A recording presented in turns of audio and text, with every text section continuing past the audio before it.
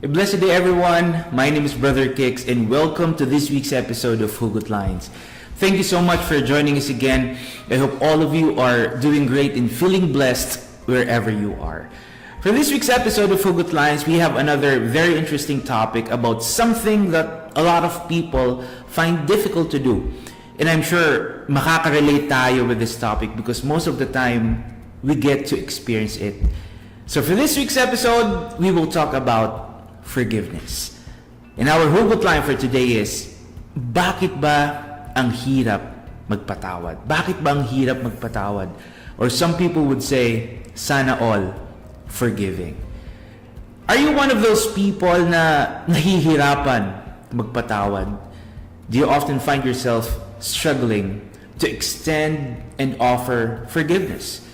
Are you the type of person that would rather hold on to the hurt and pain kaysa magpatawad and mag-move on? Well, I'm pretty sure at some point in your life, you have been in that situation. And I can say, hindi ito madali. Hindi madali pag nasasaktan tayo at nahihirapan tayo dahil sa ibang tao.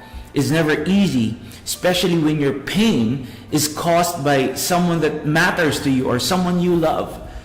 Hindi madali dahil nasasaktan ka na, at the same time, you're also burdened by not being able to forgive.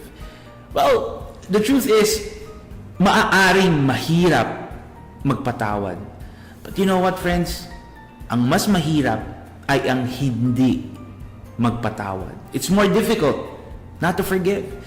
Because when you choose not to forgive, may nararamdaman ka ng pain, and then may dinadala ka pang galit and sama ng loob toward the person na nakasakit sa'yo. That's why it is said that forgiveness is a priceless gift that you can give not only to someone, but most especially to yourself.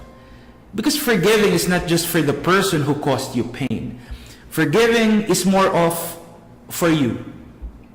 Pag pinili mo magpatawad, para sa'yo yun. Because you will benefit from it more than anyone else. Dahil pag nagpatawad ka, it means mas pinipili mong bitawan at talikuran, hindi lang yung sakit na dinulot sa'yo.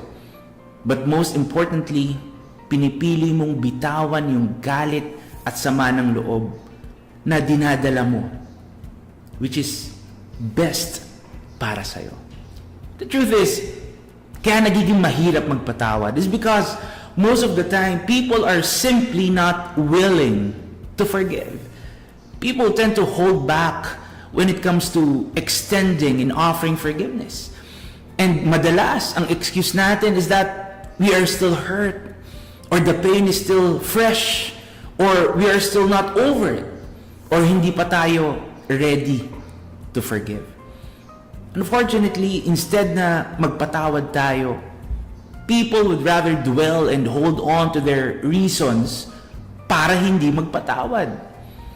People rather live with all the consequences and all the implications of not offering forgiveness. Mas gusto nila to carry around all the burden, all the anger and resentment kaysa magpatawad. Minsan, just to prove a point na sila yung tama. Just to prove a point na sila yung nasaktan. Pero ang hindi natin na-realize is that the more we refrain from forgiving other people, tayo lang ang mas lalong nahihirapan. Because we are allowing ourselves more to be exposed and to experience the pain, the hurt, the anger, and the resentment na dapat na nating bitawan. The more we avoid forgiveness, the more we will never have peace and reconciliation, not just with other people, but most especially with ourselves. Remember, friends, holding on to the hate and resentment will only make us feel bitter and will keep us from being at peace. If we choose not to forgive, we are also choosing not to free ourselves from the hurt and from the pain. You see, pag pinili mong magpatawad, you're not saying na okay lang yung kasalanan na ginawa sa'yo. But when you forgive, it means you are choosing to humble yourself and be the better person. When you forgive, it only means you are choosing to let go of everything that is holding you back from being better and from moving on without anger and hate. And you know what? Speaking of anger and hate, let me share with you Ephesians 4:31-32. It says, "Do not be bitter or angry or mad. Never shout angrily or say things to hurt others. Never do anything evil. Be kind and loving to each other. Forgive each other just as Yahweh forgave you in Yahshua Messiah." Hallelujah. So, we are to forgive each other as Yahweh forgave us. At para magawa po natin ito, the passage is telling us that we should let go and turn away from bitterness, from anger and hate. And instead, dapat daw po tayong maging mabuti, mapagmahal, at higit sa lahat, maging mapagpatawad sa isa't isa. Hallelujah! Because true forgiveness comes from a pure and positive perspective, not just because of need or necessity. So we forgive because it is always the right thing to do. Well, for most people, forgiveness or forgiving others can be a tough pill to swallow.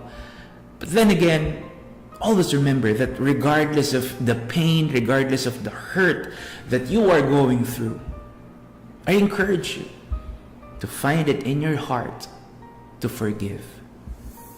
Forgiveness can be difficult because it doesn't make us forget, but it will set us free from all the bitterness and pain that hinders us from experiencing true joy and gladness in our lives. Forgiveness might not change or erase what was done to you in the past, but you know what? Forgiveness will help you to heal and to be a better version of yourself. That's why always choose to forgive. Always choose to be better and not bitter. Always choose to understand and show kindness. Always choose to exemplify humbleness and to have a compassionate and a forgiving heart. Hallelujah. Once again, thank you so much for joining us today. My name is Brother Kix, and see you all again on the next episode of HUGOT Lines. Always keep safe, and may Yahweh continue to bless us all. Hallelujah.